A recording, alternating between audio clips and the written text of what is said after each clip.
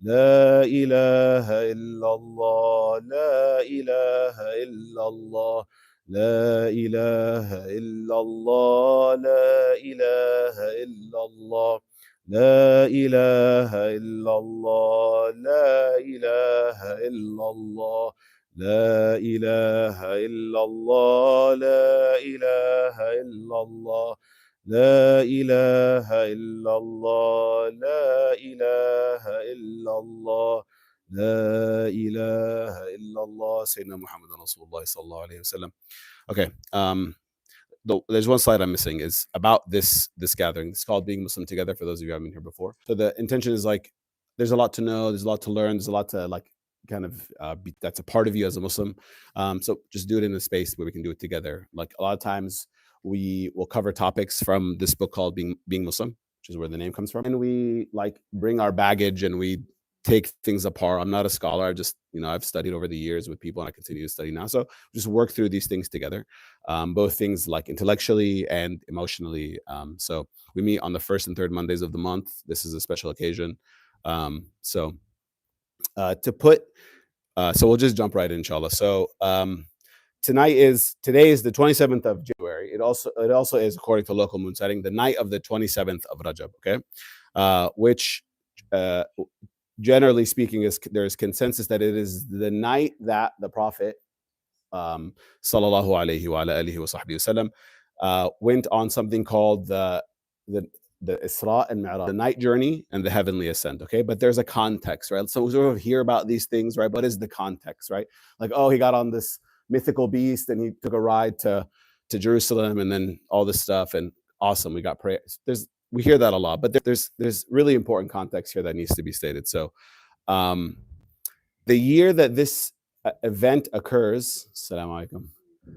The year that this event occurs is called the year of sadness. Okay, so if you were here for on Saturday night for Ustad Ubaidullah Evans' talk, he mentions this, right? He mentions that like in the seerah of the Prophet ﷺ, right, in his life, in the person who was the messenger of God and revelation was coming to him, and the most beloved to Allah, he experienced a year that in hindsight, right, was termed the year of sadness, right? The year of grief. Okay.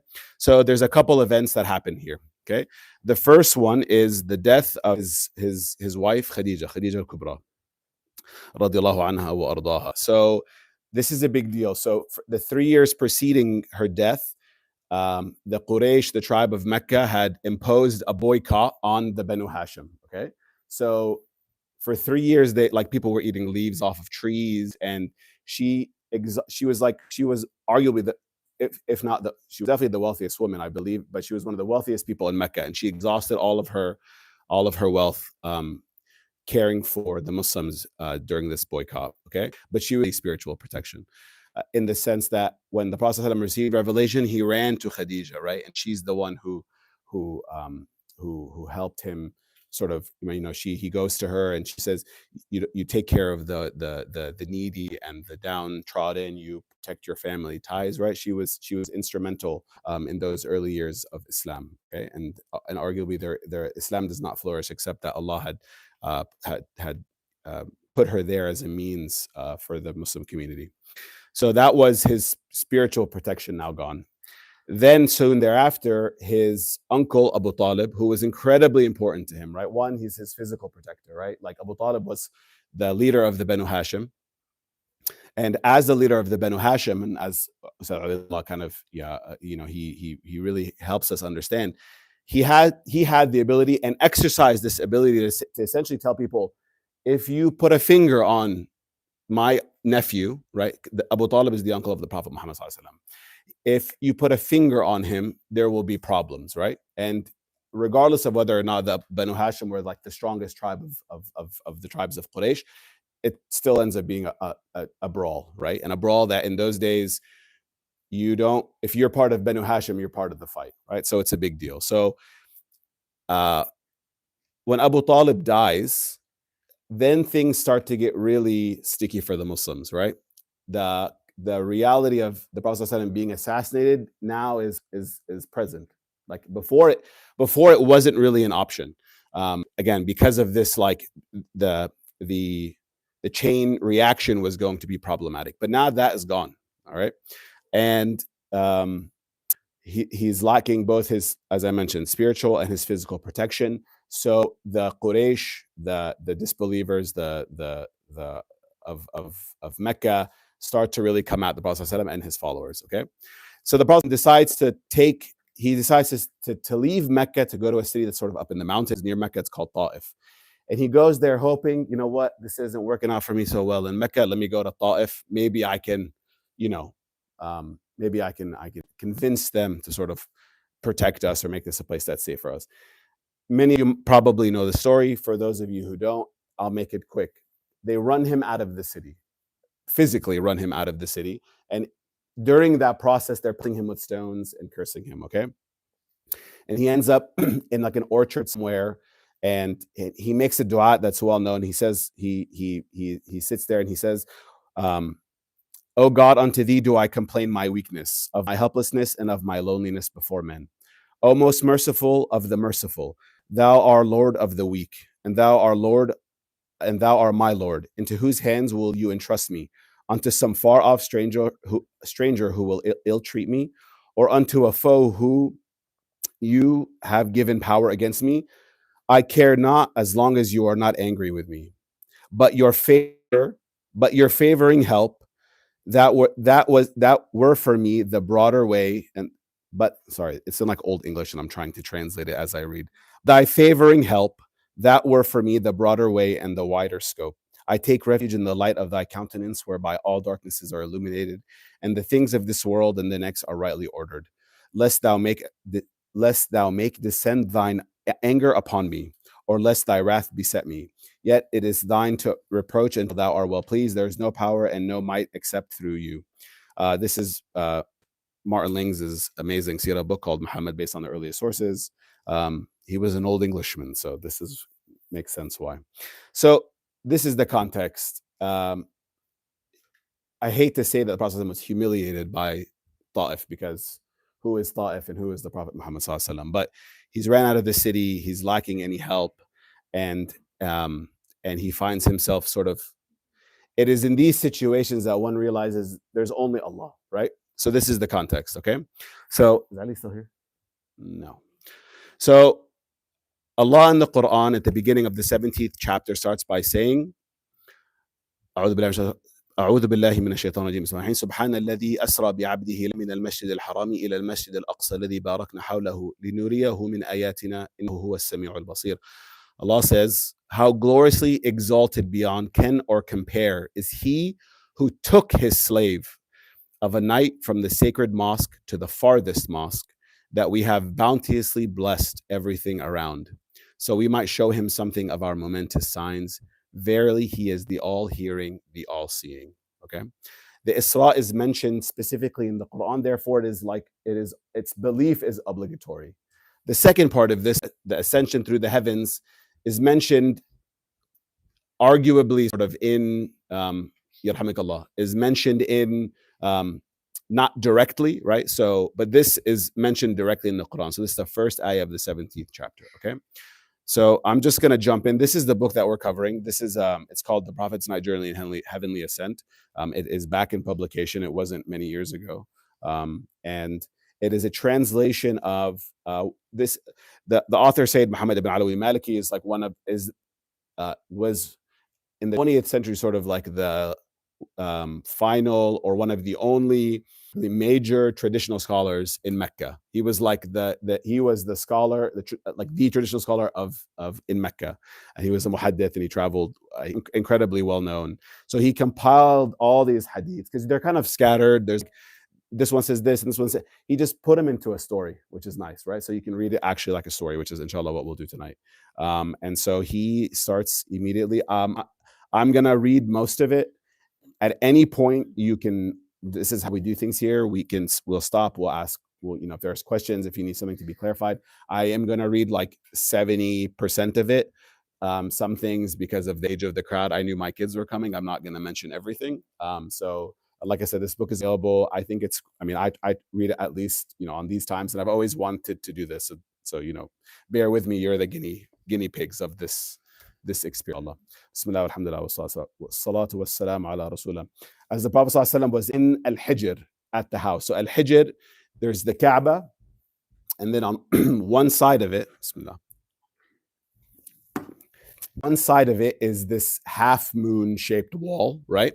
It used to be part of the Kaaba, and it technically is part of the Kaaba. So if you're making tawaf, if you're doing your circumambulations, you cannot shortcut through, or else your tawafs won't count. Okay. So he was sitting there, lying down at rest between two men. It says here his uncle Hamza and his uncle Ja'far, and his cousin Ja'far. Jibril and Mikael. So Gabriel and Michael. We're going to use Jibril and Mikael so that I don't have to remember it because it's written that way, right? Two angels, Gabriel, the archangel, and Mikael, the number two, came to him. With them was a third angel. They carried him until they had brought him to the spring of Zamzam, where they asked him to lie on his back, and Jibril took over from the other two. Another version says, which you may have heard, the roof of my house was open and Jibril descended. Okay, so if you've heard like he was sleeping in his bed and then when he came back, his bed was still warm. So there are different narrations. Okay, he split the prophet's chest from his throat to the bottom of his belly. Then Jibril said to Mikael, bring me a bowl of water from Zamzam so that I may purify his heart and expand his breast. He took out his heart and washed it 3 times, removing from it all trace of harm. Mikael went back and forth to him with the vessel of water from Zamzam 3 times. Then he brought the buraq, handsome face and bridled, a tall white beast, bigger than the donkey but smaller than the mule. He could place his hooves at the farthest boundary of his gaze.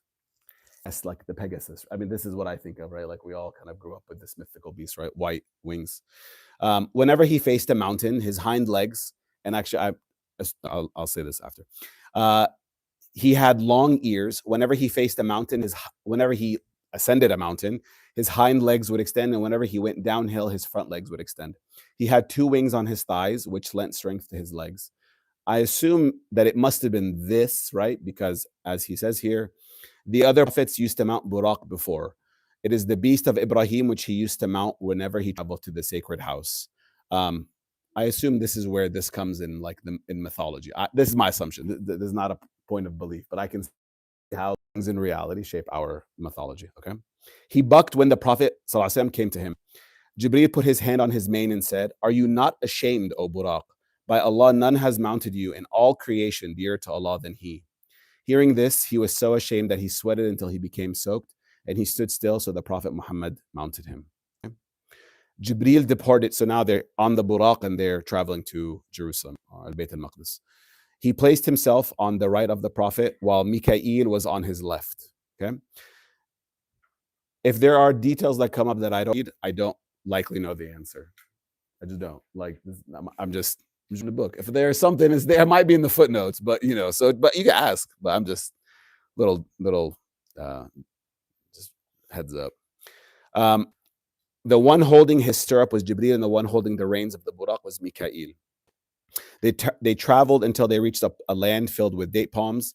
Jibreel said to the Prophet ﷺ, "Stop and pray here." He did so and remounted. Then Jibreel said, "Do you know where you prayed?" He said, "No." Jibreel said, you prayed in a Tayba, or a land of pastures, and the migration will take place here. The Buraq continued his lightning flight, placing his hoof wherever his gaze could reach. Jibreel said, "Stop and pray here." Again, they do that, and he says to him, "Do you know where you prayed?" The Prophet ﷺ said, "No." Jibreel said, "You prayed in Medyan at the tree of Musa." The Buraq continued his lightning flight. Then Jibreel said again, "Stop and pray here," and he did so again. He asked him the same question. He says, "You prayed at the mountain of Sinai where Allah addressed Musa."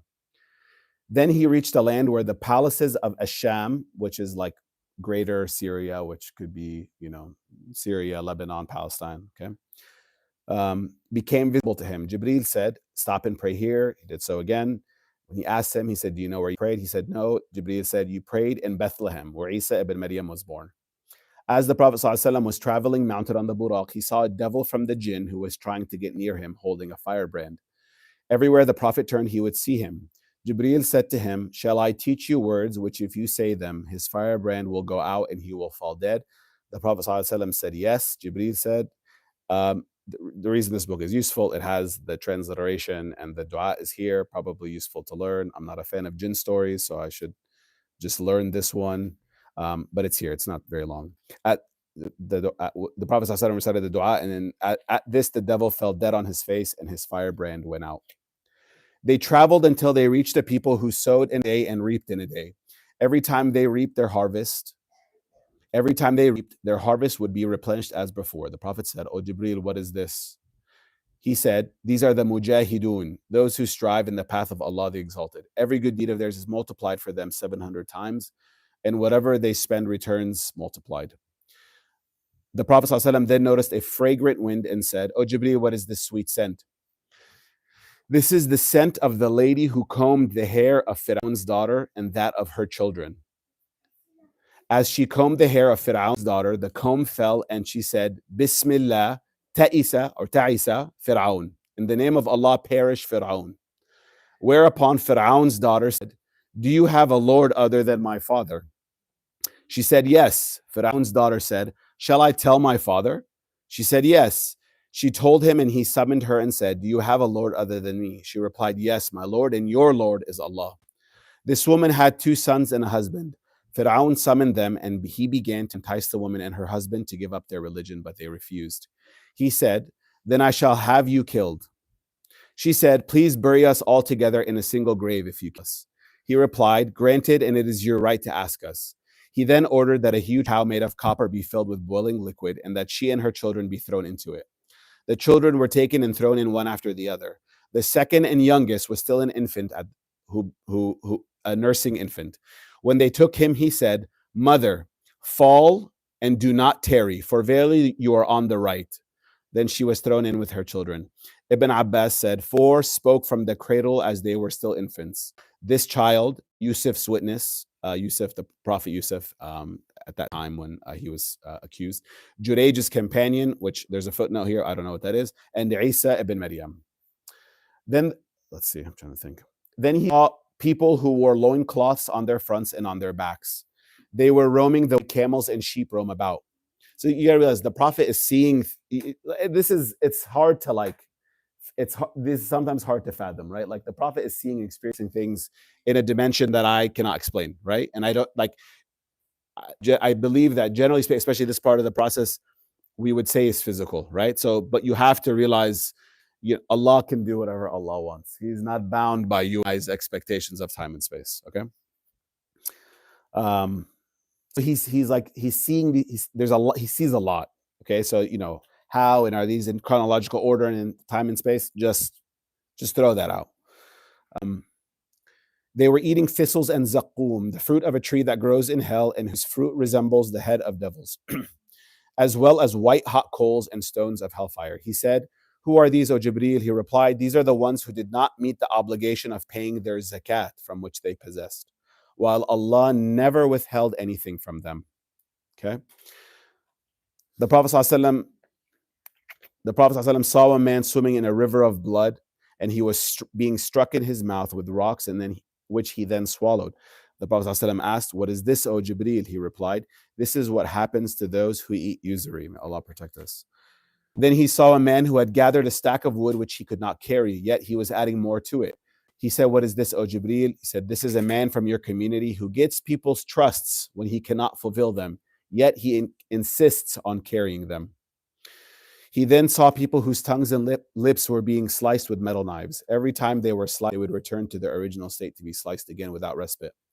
He said, who are these, O Jibreel? He replied, these are the public speakers of division in your community. They say what they do not do.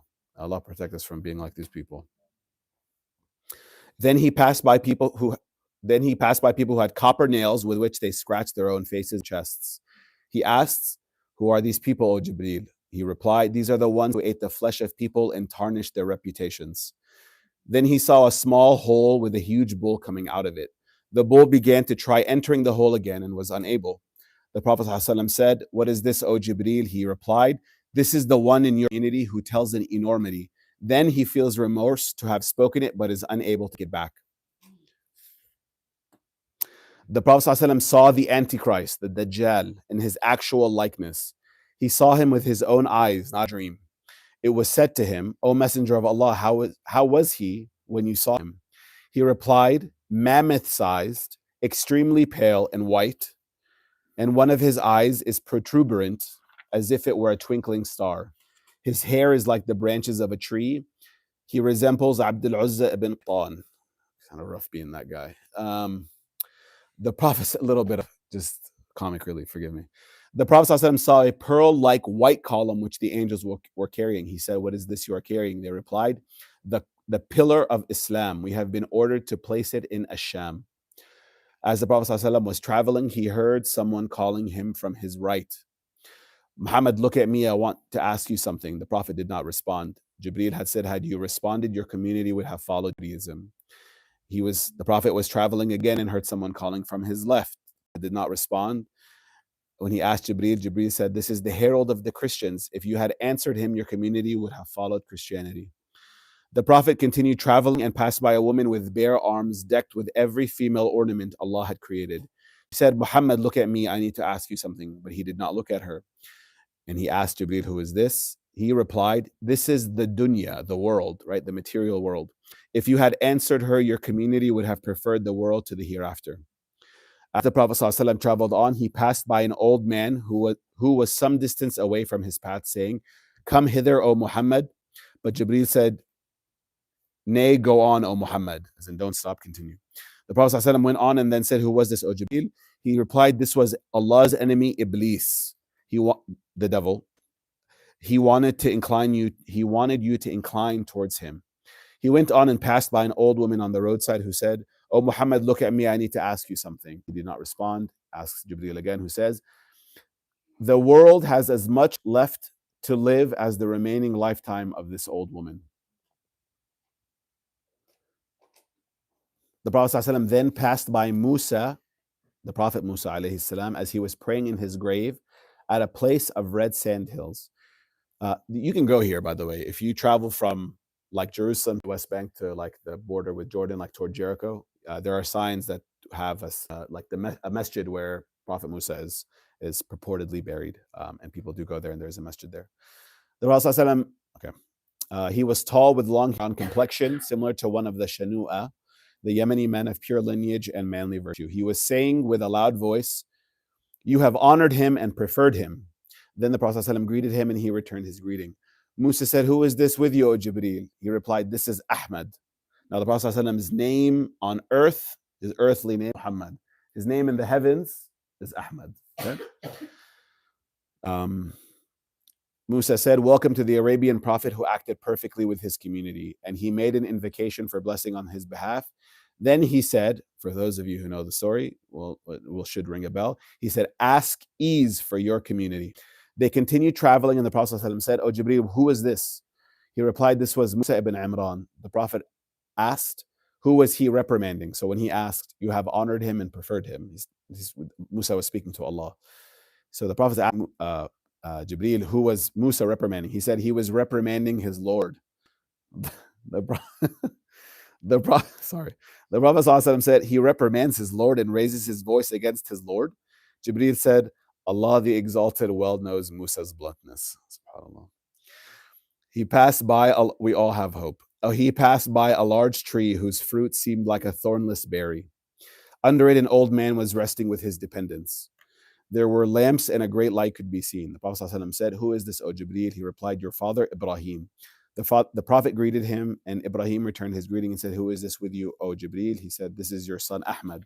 Prophet Ibrahim said, welcome to the unlettered Arabian prophet who has conveyed the message of his Lord and acted with perfect sincerity with his community. Again, the Prophet just coming back from like the worst year of his life, right? And then imagine you've had like a terrible day and you go somewhere and people are just like really nice to you, right? And not just anybody, right?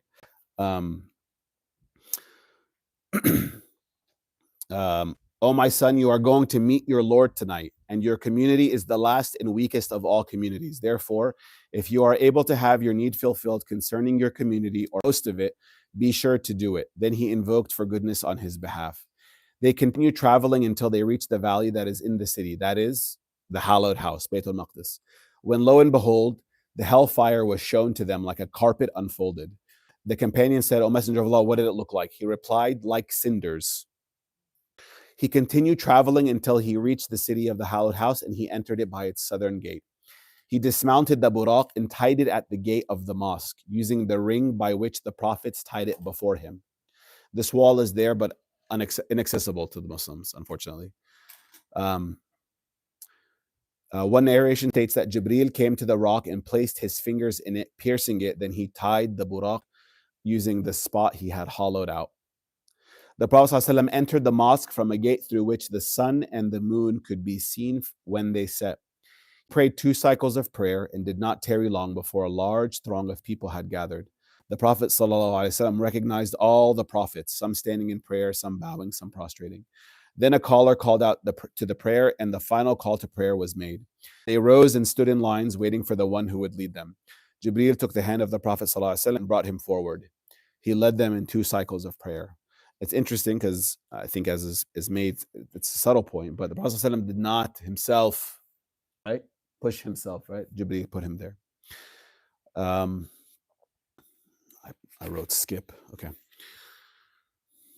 Every prophet then glorified his Lord in the best language, and the Prophet said, all of you have glorified their Lord, and I am going to glorify him also. Prophet said, praise to Allah who has sent as a mercy to the world, sent to all without exception, a bearer of glad tidings and a warner, who has caused to descend upon me the Quran, in which there is a perfect exposition of all things, who has made my community the best community ever brought out for the benefit of mankind, who has made my community a median and a middle, who has made my community in truth the first in paradise and the last in creation of all communities, who has expanded my breast and relieved me of my burden, who has exalted my name and made me the opener and the sealer. Upon hearing this, Ibrahim said, in this has Muhammad sallallahu alaihi wasallam bested you. May Allah make us of his community, inshallah, and die on that. Then they evoked the matter of the hour and referred it to Ibrahim, but he said, I have no knowledge of it. And they continue, they go to Musa and Isa.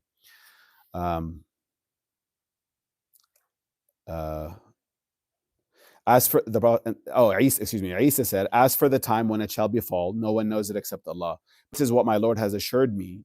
The Dajjal, or the Antichrist, shall come forth, and I will face him with 2 rods. At my sight he shall melt like lead.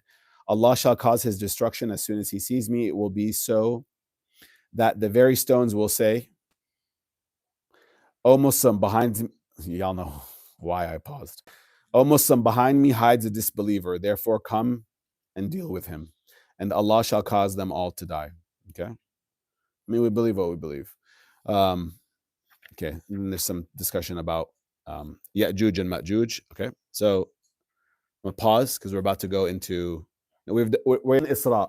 Isra is a night journey, right? So we're in Jerusalem. And so I want to pause because I want to just fix my thirst. Questions, comments? What's up, Al? Good to see you, my friend.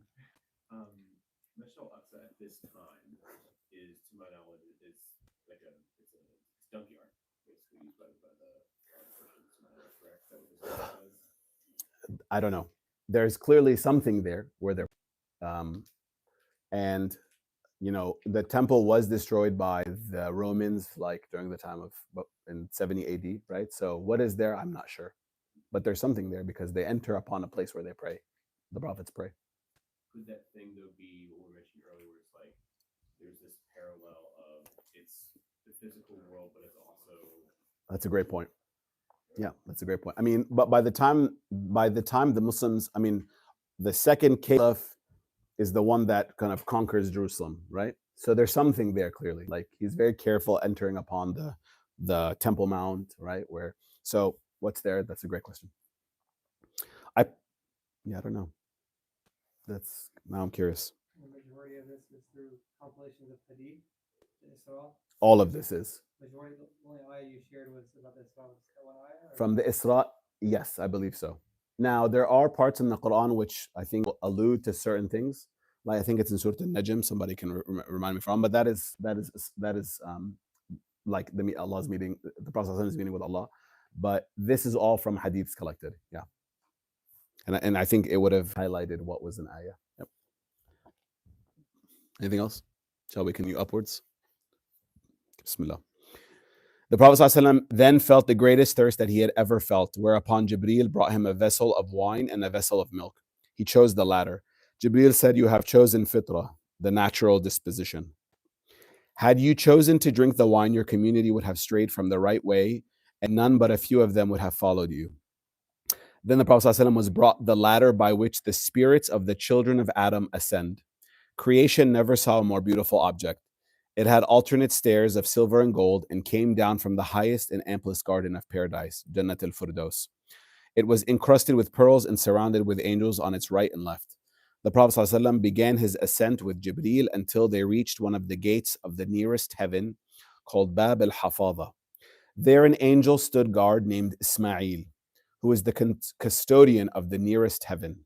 I should have drawn this, but when we say heaven, so in Islam, heaven is not like where you go when you die, right? We have you can also consider them like a universe within a universe, right? So we're in the lowest, we're in the celestial heaven, okay? Then you have to leave this one, right? So everything in the Milky Way and our galaxy and all that is in the same space. Then you have to leave that to the next one, right? It's completely separate, right?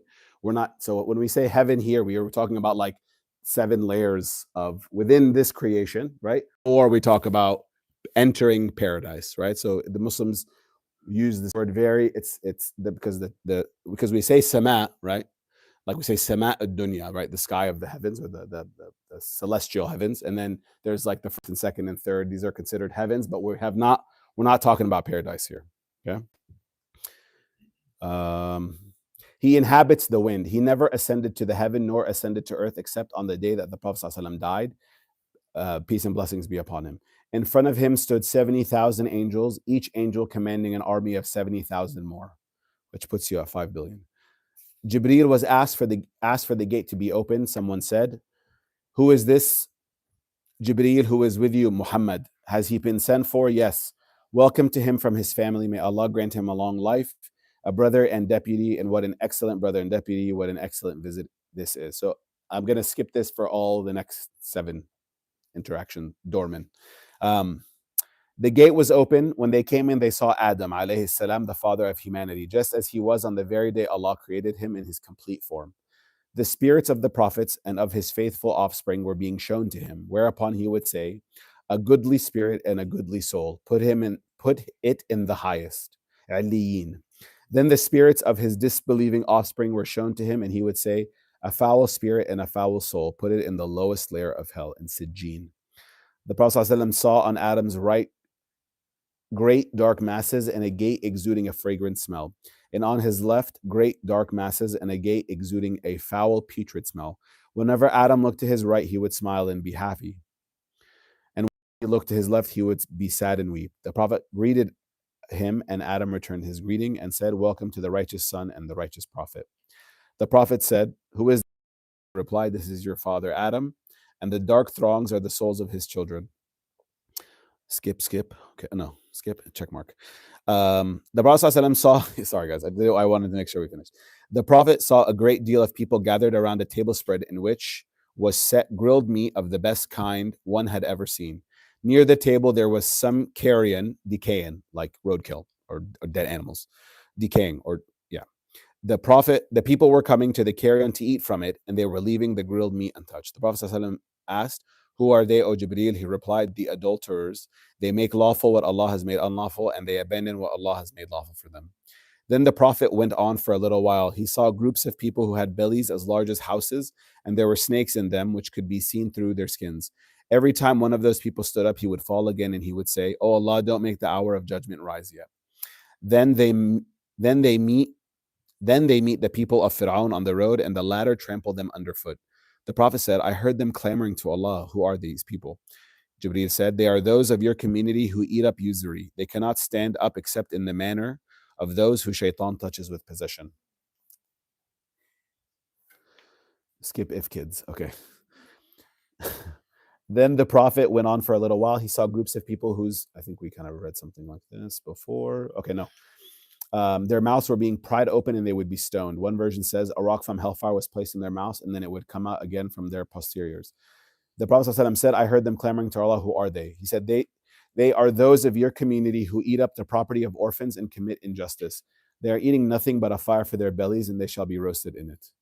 skip if kids. Then the Prophet ﷺ went on for a little while. He saw groups of people whose sides were being cut off for meat and they were being devoured.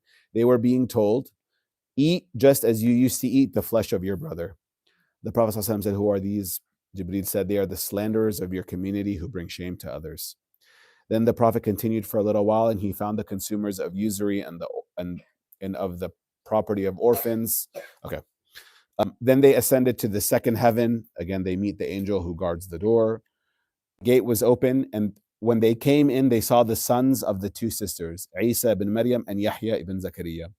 They resembled each other in clothing and hair. Each had with him company of his people. Isa was curly-haired, of medium build, leaning towards fair complexion. Leaning toward is not, right, our tradition, maybe not as white as our traditional, right, how we think, how Sayyidina Isa is presented. With hair let down as if he were coming out of the bath. He resembles Urwa ibn Mas'ud al-Thaqafi. The Prophet ﷺ greeted him and they returned his greeting. Then they said, there's these beautiful greetings to the Prophet ﷺ each time. After this, the Prophet and Jibreel ascended to the third heaven. Again, it's open for them. They come in, they saw Prophet Yusuf standing with a large company of his people. Yusuf had been granted the gift of beauty. One narration states he was the most handsome creation that Allah had ever created, and he surpassed people in beauty the way the full moon surpasses all other stars. The Prophet asked him, who is this, O Jibreel? He replied, your brother Yusuf. The narrations, I've heard some commentary that they say that Prophet Yusuf had been given half of beauty, right? And that the half of beauty is half of the Prophet Muhammad ﷺ's beauty. So one interpretation of that saying. Then they said, ascended to the fourth heaven, and they entered and they met Prophet Idris.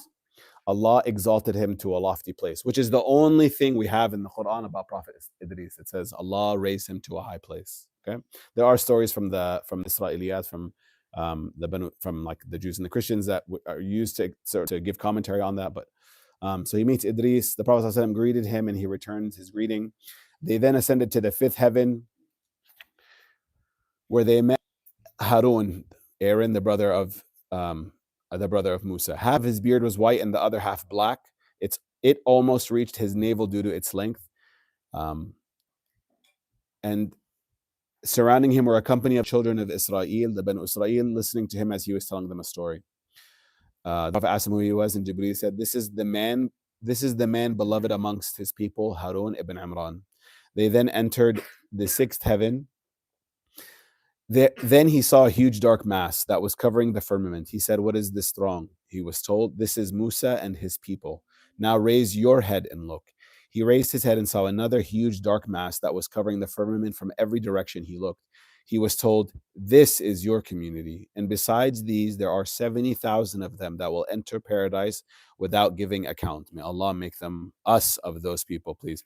70,000 is not like 69,999 plus one.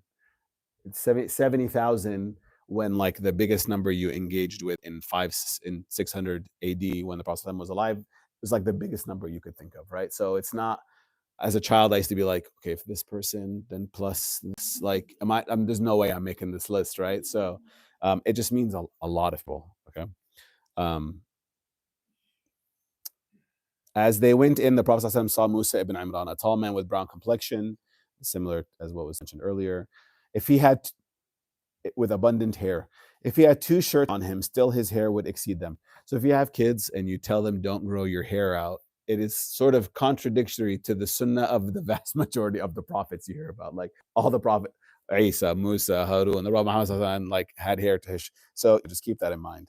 I swear to God, I used to have long hair, and I would hear about it all the time. The Prophet greeted him, and he returned his greeting and said, welcome to the righteous brother and the righteous prophet. Then he invoked forgiveness on his behalf and said, the people claim that among the sons of Adam, I am more honored by Allah than this one, but it is he who is more honored by Allah than me. When the Prophet ﷺ reached him, Musa wept. He was asked, what is it that makes you weep? He replied, I weep because a child that was sent after me will cause more people to enter paradise from his community than will enter from mine.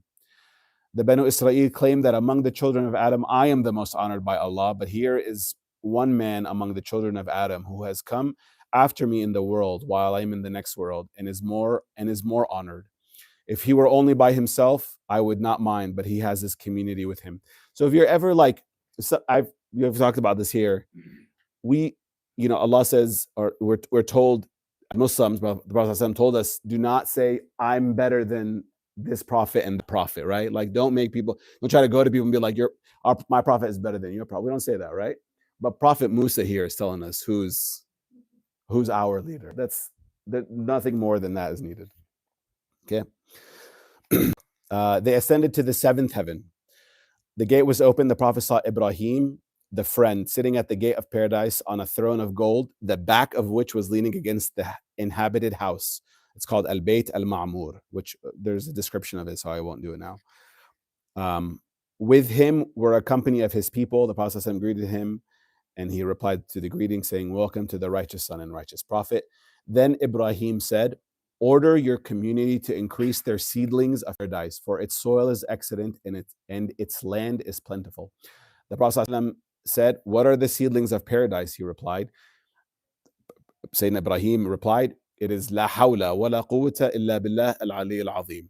There's no change nor might except with Allah, the Exalted, the Almighty." Another version says, "Convey my greetings to your community and tell them that paradise has excellent soil and sweet water, and that its seedlings are Subhanallah, walhamdulillah, wa la ilaha illallah, wallahu akbar." Okay, so now it clicks with what Maulana Atiq says at his Jannah class here, but these things often repeated are just like,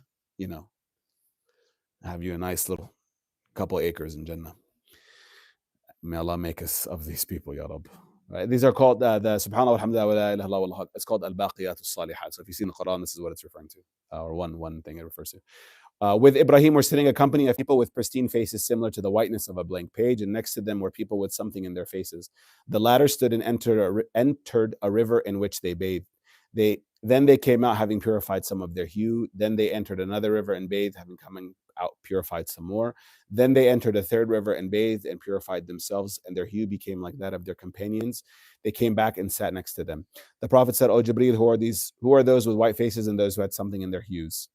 So here, like, maybe white is not the right, and we, because of the world and the context we live in, we sort of associate certain things, right? Like brightness and darkness are not skin color specific, right? And so many of us have seen white faces, and you can see the darkness in white faces, right? So we shouldn't just associate like other communities have and use that to oppress people. Okay. He replied, "The ones with white faces are people who never tarnish their belief with injustice or disobedience. Those with something in their faces are people who would mix good deeds with bad ones. Then they repented and Allah relented towards them. As for these rivers, the first is Allah's mercy, the second is His favor, and the third, this is an ayah from the Quran, وَسَقَاهُمْ رَبُّهُمْ شَرَابًا طَهُورًا, and their Lord gave them a pure beverage to drink." Then the Prophet ﷺ was told, "This is your place and the place of your community." He saw that his community were divided into two halves. One half were wearing clothes that seemed as white as a blank page. The other were wearing clothes that seemed the color of ashes or dust. He entered the inhabited house. So again, this is called Al-Bayt Al-Ma'mur. Prophet Ibrahim is sitting in front of. And those who were wearing white clothes entered with him. Those who wore ash color clothes were no longer able to see him, and yet they were in the best of states. Nobody had FOMO. The Prophet ﷺ prayed in the inhabited house together with those of the believers that were with him. Every day, 70,000 angels enter the inhabited house, who shall never return to it until the day of resurrection. So let's just put this into context, okay? So let's just assume it's actually 70,000 every day for all creation, and they never come back. So, like, are there a lot of, yes, there are a ton of angels, right? So when we are told there's not a space between two people, except that there's a lot of angels. This house is exactly superimposed to the Kaaba. It is the Kaaba of the heavens, okay? If one stone fell from it, it would fall on top of the Kaaba. So we have a Kaaba of the earth where we go, and then there's a Kaaba for the angels, okay? This is the Bayt al-Ma'mur. One version states skip, sorry. Okay, break time, breather, anything? Questions? Not a lot of people are sleeping. This is good. Yes, Michael. Can we save this till later? Yeah, still doing.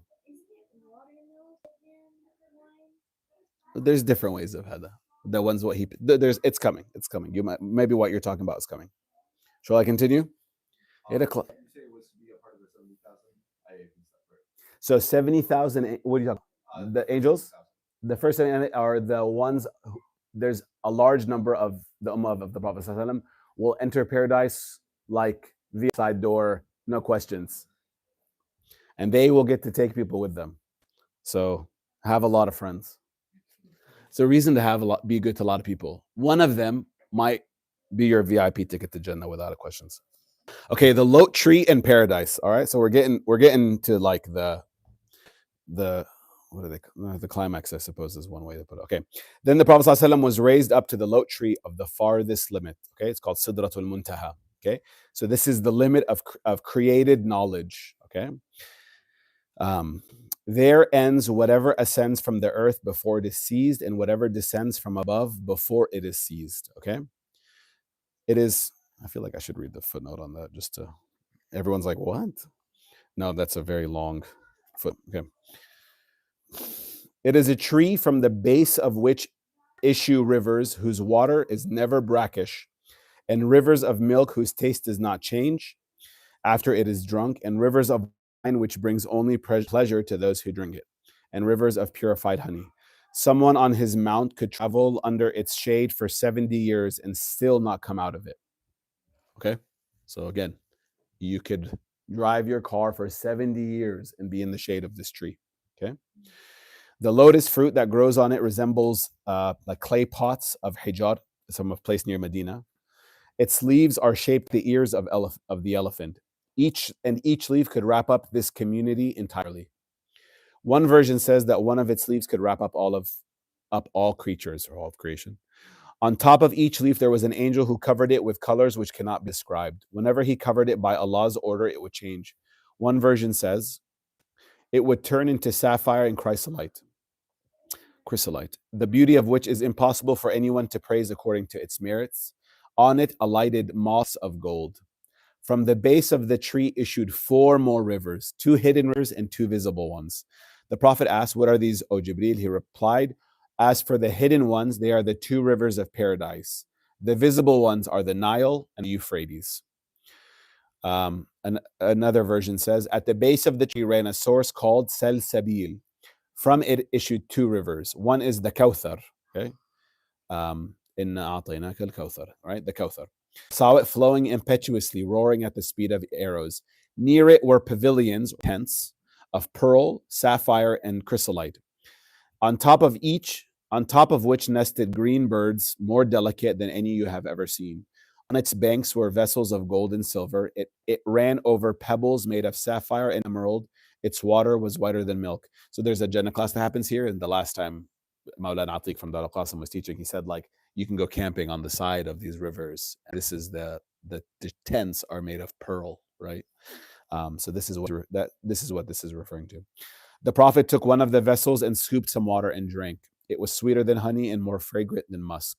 Jibreel said to him, "This is the river which Allah has given you as a special gift, and the other river is the river of mercy." The Prophet bathed in it, and his past and future sins were forgiven. One version says, at the lote tree of the farthest limit, the Prophet saw Jibreel in his angelic form. He had 600 wings. Every wing could cover the entire firmament. From his wings, embellishments were strewn in all directions, such as rare pearls and sapphires of a kind Allah alone knows. Then the Prophet ﷺ was taken to the Kawthar and entered paradise. Lo and behold, it contains what no eye has seen, no ear heard, nor mind ever imagined. Okay, so he's entered paradise. This has never left me. The first time I read this was either in 2011 or 2012. On its gate, one of the gates of paradise was written, الصدقة بعشر أمثالها والقرض ب18. Charity is repaid tenfold and a loan 18-fold. The Prophet sallallahu alaihi wasallam said, "O Jibreel, how can the loan be more meritorious than charity?" He replied, because one asking for charity may still have some need left, while the borrower does not borrow except his need is fulfilled.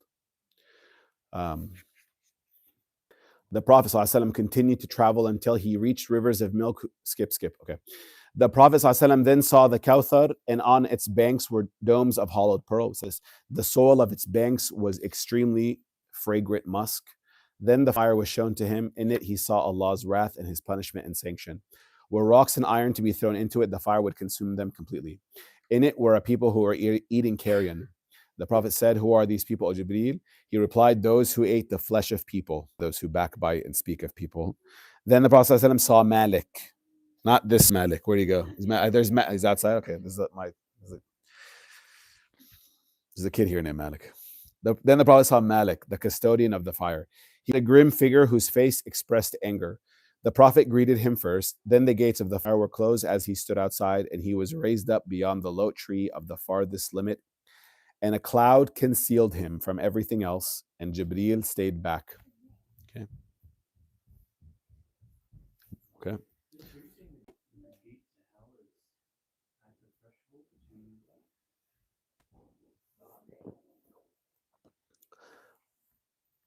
I don't know. The Prophet may have been just shown it there. Then the fire was shown to him. Yeah. Because you're thinking spatially here, right? Yeah. It's not like bust a left to go,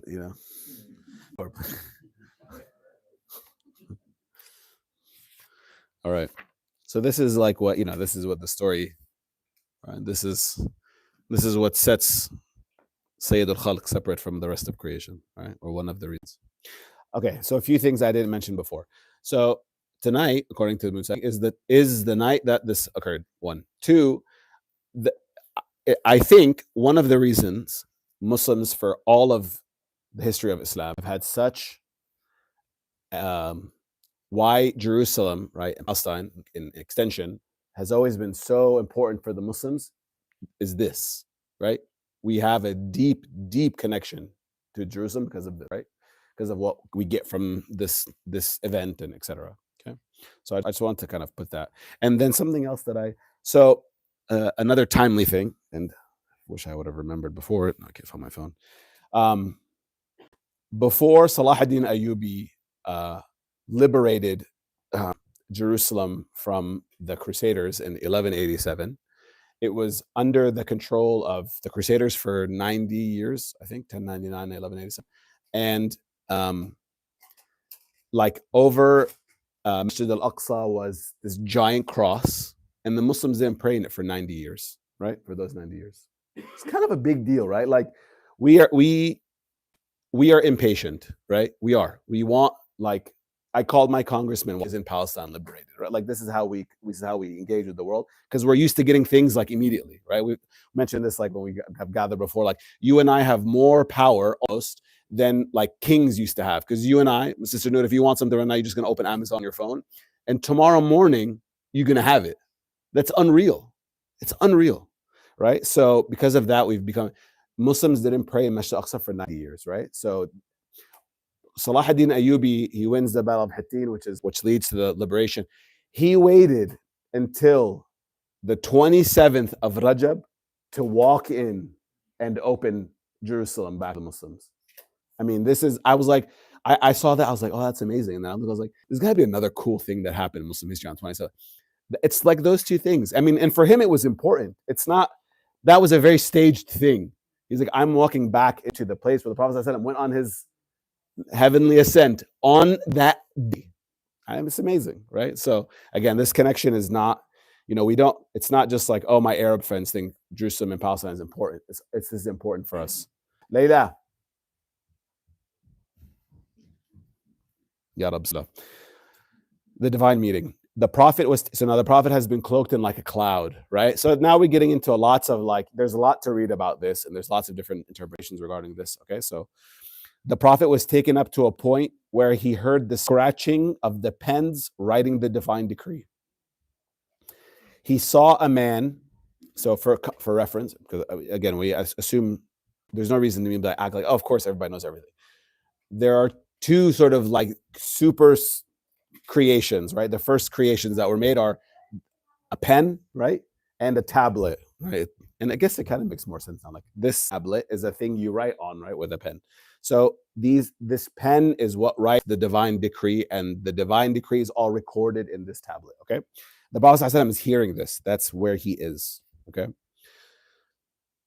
he saw a man who had disappeared into the light of the throne. He said, "Who is this?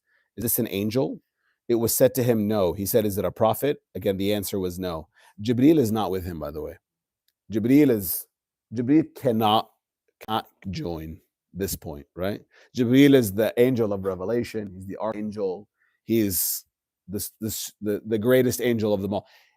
The Prophet is now in an area where Jibril cannot go. Okay, so someone else is responding to him, or some being is responding to him. The Prophet asked, "Who was it then?" The answer was, "This is a man," and by extension, this usually means like women also fall into this case. Thinking this is how I've seen most of these hadiths interpreted.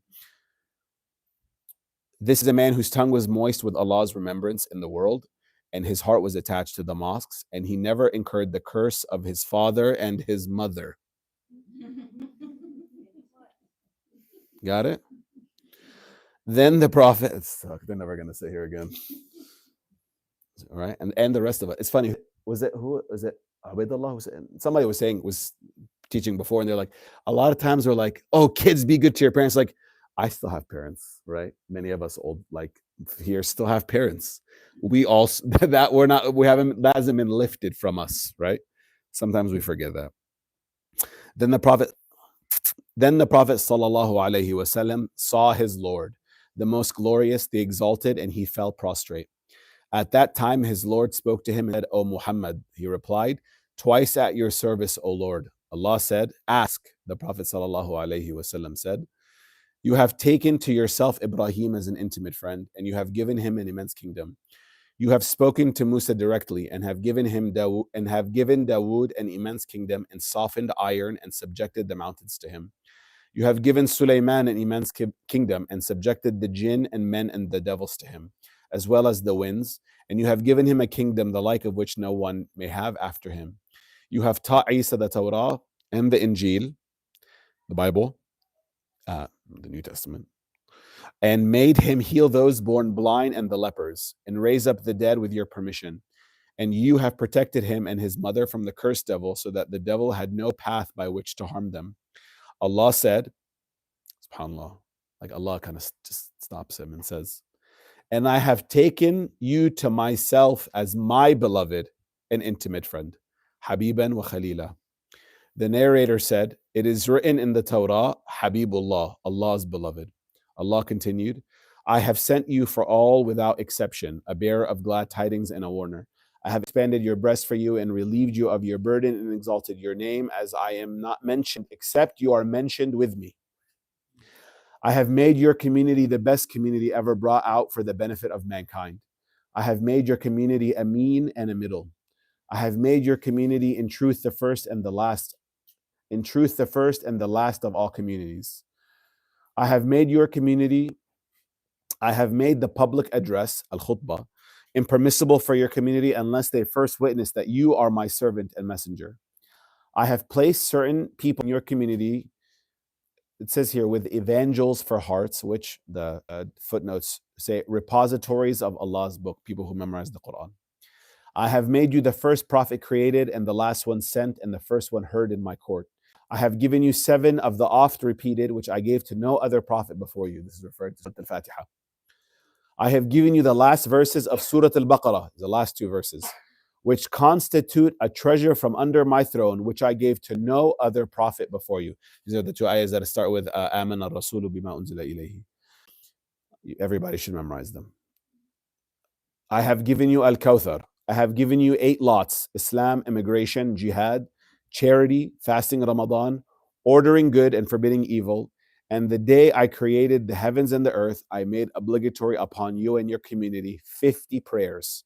Therefore, establish them, you and your community." One of the other narrators added, Abu Hurairah said that Allah's messenger said, My Lord has preferred me over everyone else. He has sent me as a mercy to the worlds and to all people without exception, a bearer of glad tidings and a warner. He has thrown terror into the hearts of my enemies at a distance of a month's travel. And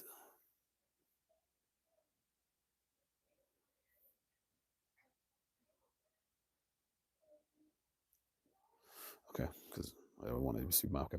And he has given three particular merits. And who's saying this? And he has been giving three particular merits.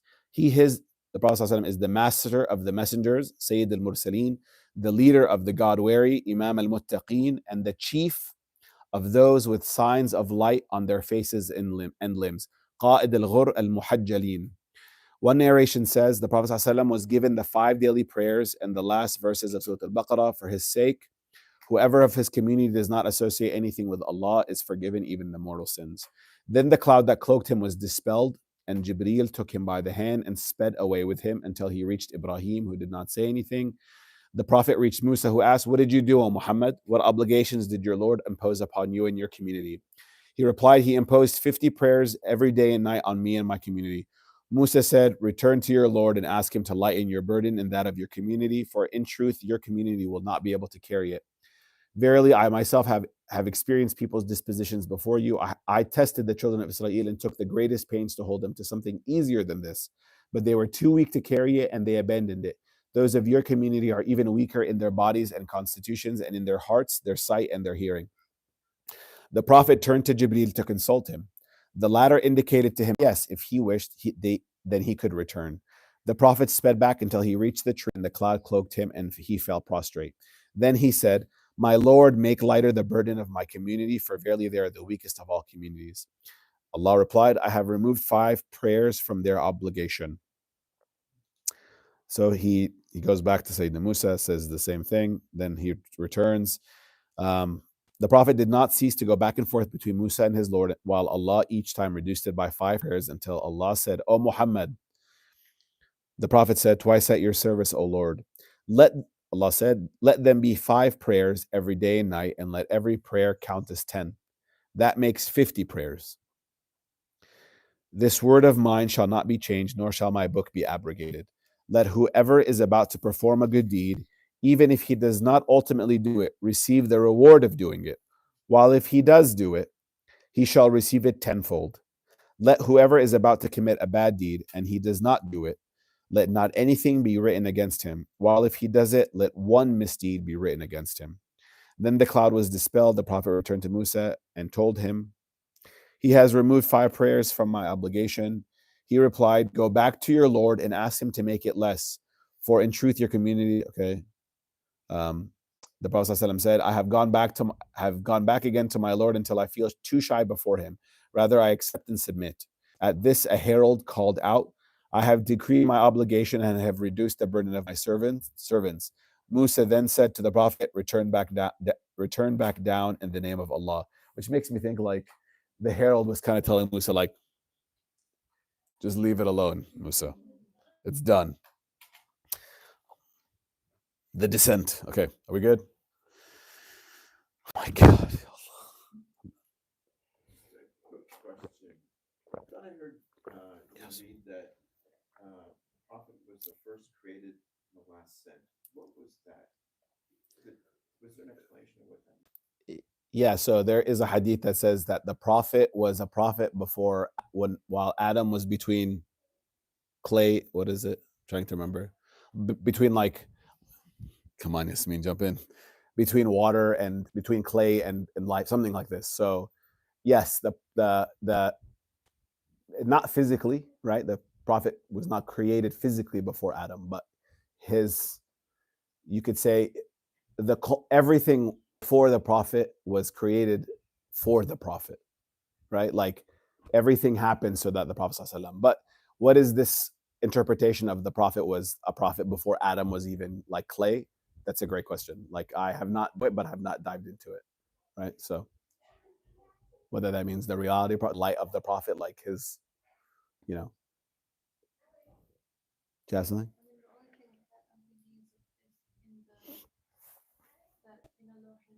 Yeah. Mm. Mm. This is a great question, actually. Now I'm curious. Thank you for kind of bringing that. Yeah, possibly. I mean, Allah is not like people are like, oh, Orientalists are like, the Quran is an odd book. It's not written from like, and it started with Genesis, right? So like the in the Judeo-Christian tradition, like we start with day one. The Quran doesn't start with day one because Allah doesn't care about you and I's chronological preferences, right? So Allah created the Prophet Sallallahu first, right? One, I'll share. There is a narration. It's in Imam at-Tirmidhi's collection. He considers it sound, and he said that the hadith states that when Adam sinned against Allah, when Adam sinned and he was, like taken out of heaven, he stood up and he asked Allah. He said, "Oh Allah, by Muhammad, like I asked you to forgive me." And Allah says, "How did you know about Muhammad and why did you ask it this way?" And Prophet Adam says, "When you created me, right, and I like stood up and I saw your throne, I saw La ilaha illallah Muhammad Rasulullah, and I knew you would never put anything next to your name except it would be the greatest of creation." So this is before Adam was created, right? So Allahu Alam. Useful to look into. Okay, Bismillah. The descent. We're going down. The Prophet ﷺ did not pass a throng of angels except they said to him, "You must practice cupping, hijama." And in another version, order your community to perform cupping. I think in our tradition, hijama is dry cupping. Yeah, but there's two types of cupping. There's dry cupping. Sister Noor, dry cupping. Yeah, yeah, right, yeah. Okay, hijama. Are there still people here that do it in the area? There used to be a guy. Okay, you might be able to find somebody. Hijama cupping. There is wet and dry cupping. Yes, so there is a difference.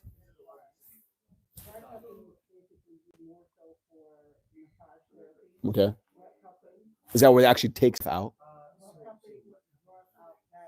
Okay. Then hijama is wet cupping. I'm not even now. Sister Noor has What? Cupping. Okay, so hijama is a sunnah like of the Prophet. He would do cupping. So that they might be doing dry cupping. When you see people with like they look like a Dalmatian, right? Like with just red circles all over there. That's wet cupping. It's that. Okay, and do you think they're pulling like? So dry cupping is a lot less. I haven't done it. 1 second, gentlemen.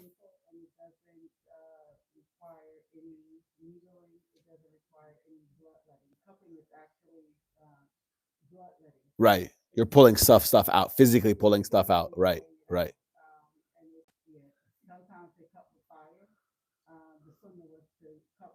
Okay.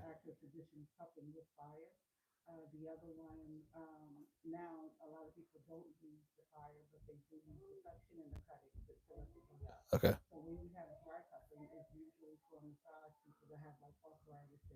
Gotcha. Sure. Okay, so look up wet cupping, hijama, hijama. Well, you want to go? We'll go. I'll find a spot. We'll go. Oh, really? She's still in the area? Sister Noor will send me the information. We'll post it on the. Yeah, we'll do exactly. The next one, being Muslim together, Hijama edition. Okay. As the Prophet was descending, he asked Jibreel, "Why did I not see any of the people of heaven except they welcomed me and smiled at me except one? I greeted him and he greeted me back and welcomed me, but he did not smile at me." He replied, "That was Malik, the custodian of the fire. He never smiled once since the day he was created. If he had ever smiled for anyone, it would have been you." If time permits, why not? I just start reading my notes before I read these paragraphs. When the Prophet ﷺ reached the nearest heaven, he looked below and saw a dense cloud of smoke filled with clamor. Right. So now again, like nearest heaven, he's seeing like this boundary between the heaven and then like this universe. Okay. He asked, "What is this, O Jibreel?" He replied, "These are the devils that swarm over the eyes of human beings so that they will not think about the dominions of the heavens and the earth, or else they would have seen wonders." So it's not, everything is there, right? We're just veiled, right? And some people, right, the veils, are given ability to see through these veils. Then he mounted the Buddha, which is why you should never, like, you might hear, if you hear a story from like righteous people about stuff, you should just believe them. Then Sister Nu knows exactly what I'm talking about. Then he mounted the Buraq again, which he had tied in Jerusalem, and departed. He passed by a caravan of the Quraysh in such and such a place. Remember, he's like in the sky. He's not like on the, I'm assuming he's in the sky, not like on the ground. Okay. He passed by a caravan of the Quraysh in such and such a place, and saw a camel upon which were tied two containers, one black and one white. When he came face to face with the caravan, there was a stampede in which the caravan turned around, and that camel was thrown down to the ground, and its freight broke. Then the Prophet ﷺ passed by another caravan that had lost one of its camels, which the tribe of so-and-so, the narrator doesn't remember, had rounded up. The Prophet greeted them, and one of them said, "This is the voice of Muhammad," after which the Prophet returned to his companions in Mecca shortly before. So I think what happened is, like, the Prophet's like, they go and they're like, "This is the voice of Muhammad," and they continue. After which the Prophet returned to his companions in Mecca shortly before morning. When morning came, he remained alone, and knowing that people would belie him, sat despondently. Allah's enemy Abu Jahl was passing by, and he approached and sat down next to him, saying by way of mockery, "Has anything happened?" The Prophet replied, "Yes." Abu Jahl said, "And what is that?" The Prophet ﷺ replied, "I was taken on a night journey last night." Abu Jahl said, "Where to?" The Prophet replied, "To the hallowed house," the Bayt al-Maqdis, Jerusalem. Abu Jahl said, "Then you woke up here among us?" He replied, "Yes." That's interesting. If you and I somehow, like, we perform a saintly miracle that's given to us, and we fly somewhere and we fly back, and we know we're going to get this kind of response, what would we do? Not telling anybody anything about this, unless you Instagram storied your whole journey and you could show everybody, okay? But if you couldn't, you'd be like, "I'm not going to say anything to anybody because they're going to think I'm crazy." The Prophet ﷺ knew this, but one of the one of the things we believe about the Prophet ﷺ is they say what they have to say. They have to balligh, they have to, like, give the message. This is one of it, right? It's clearly part of it. The Prophet, he's looking at the guy that's like the leader of the people who are torturing him, and he's like, "Yes, I went to Jerusalem last night." You know what I'm saying? Like, he just says it, right? It's amazing. Abu Jahl decided, this is even, he's just like, all right. Abu Jahl decided not to belie the Prophet, like, right there, fearing the latter would deny having said this to him if he went and told the people of Mecca. So he said, "What do you think if I called your people here? Will you tell them what you just told me?" The Prophet said, "Yes." Abu Jahl cried out, "O tribe of the children of Ka'b ibn Lu'ay, come hither." People left their gatherings and came until they all sat around the two of them. Abu Jahl said, "Tell the people what you just told me." Allah's messenger said, "I was taken on a night journey last night." They said, "To where?" The Prophet ﷺ said, "To the hallowed house." They said, "Then you woke up here among us?" He replied, "Yes." There was no one left except he clapped his hands, or held his head in amazement, or clamored and considered it an enormity. Then one of the disbelievers who died of disbelievers, named Al-Mutam ibn Adi, said, "All of your fare before today was bearable, until what you said today. I bear witness that you are lying. We strike the flanks of the she-camel for 1 month to reach the hallowed house, then for another month to come back, and you claim that you went there in one night. By Allat, by Al-Uzza," these are two idols that they used to worship, "I do not believe you." Abu Bakr said, "O Mut'im, it is an evil thing you said to your brother's son when you faced him and declared him a liar. As for me, I bear witness that he spoke the truth." The people said, "Muhammad described the hallowed." They used to go, this was a common trait. Like, they would go to Jerusalem often, right? It was a place of trade. You know, like, people from Jerusalem would come and would go. The Prophet ﷺ said, "Muhammad described the hallowed house for us. How is it built? What does it look like? How near is it to the mountain?" There were some among them who had traveled there. He began to describe it for them. Its structure is like this, its appearance like this, its proximity to the mountain as such and such. And he did not stop describing it to them until he began to experience doubts about the description. he was seized with anxiety he had not felt before. Again, man, like the Prophet ﷺ was no one was like him, but he was still a man, right? So he feels this anxiety.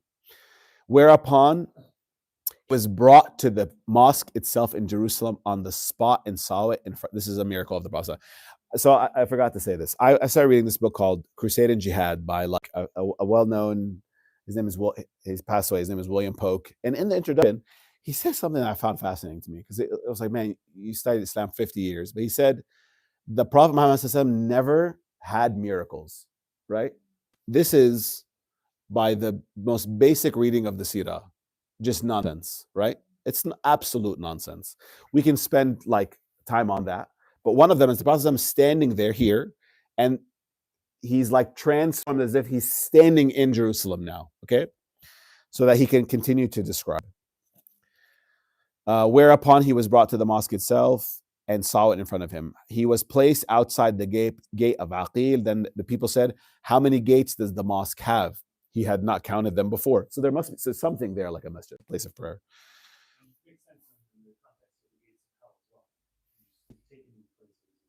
Yeah, no, but not, this is the Masjid al-Aqsa. So, No, I know. oh. I'm referencing what we talked about earlier, where he was shown something. Yeah. Where he's not like, Right. it doesn't describe proximity. Sure. To the location. Sure. He had not counted them before. He looked at the gates and began to count them one by one, informing them.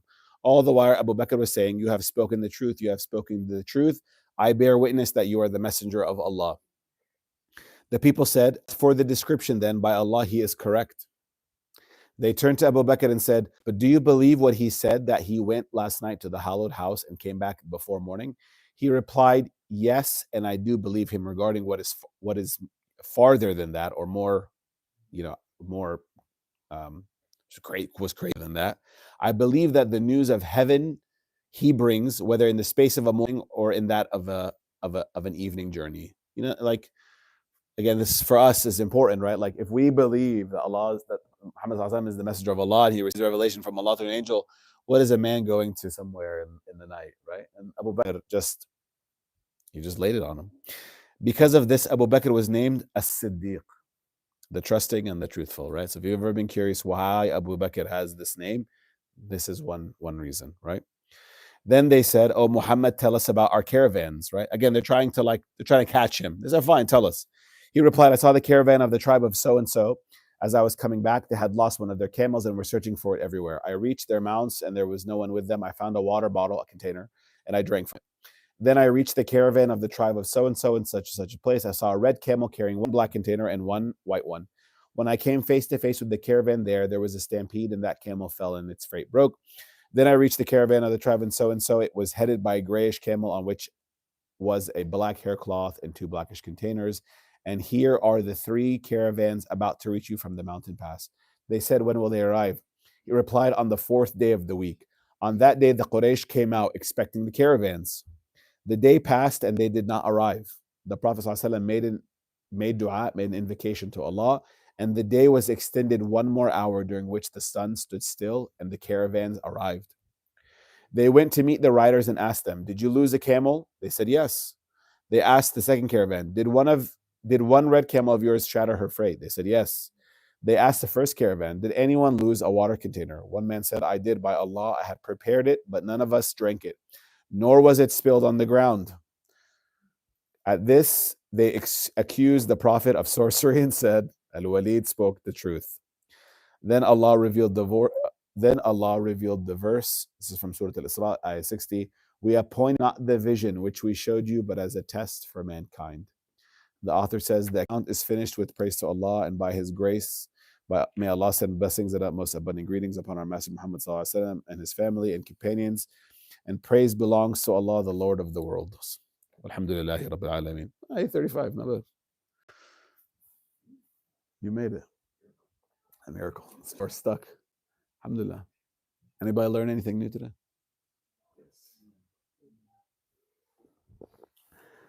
Nadim is worth thinking about hijama. Let's go. There you go. There's a lot. I know it's a lot to digest. So don't think I have anything else here. Yep. Thoughts, comments, reflections. We can just pray Isha and call it a day. This is a night that generally people spend in like reflection and there's nothing specific that's done. But like I heard I went on this program called the Rihla, and a few years before I went, the group went to Mecca and Medina, and they were in Mecca on the night of the 27th of Rajab, this night, and people were like, we were out in the masjid and doing this, and it felt like hours and hours and hours, and we come out and it felt like, right? So Allah, Allah was and He is as He was with the, nothing, don't belittle that things, magical things, the reality of which Allah knows still happens in our day. It's silly to suggest otherwise. So, all good? Maybe we wrap for Aisha and Dawood. Do you have anything? I just wanted to ask what a word meant, but I don't. Yeah, go ahead, ask. It's okay. In the story where the angels were carrying away, you said Asham. Yes. Asham is what we refer to as like, it gets reduced to like Syria or like Damascus. Like Damascus is called Asham, right? Like its nickname.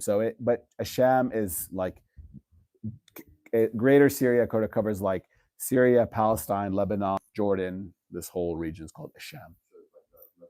The Levantine, yeah, the Levant, yeah, is Asham, exactly. Yep. Anything else? Where's Layla? Can you close this out with a dua? Because I've spoken enough today. Please. You are, Sheikh. Please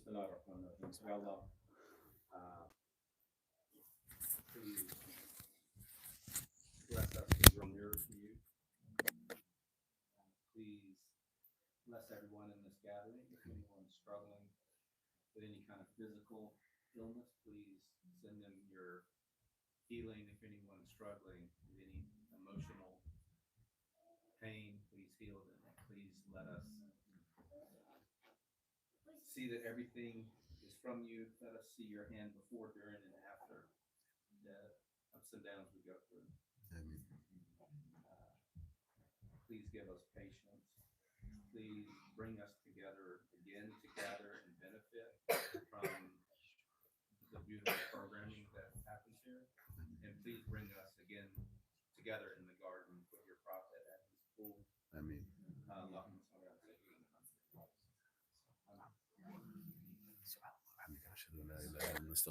We'll wait we'll give people like 5 minutes if they need to shop or stretch, and then we'll pray.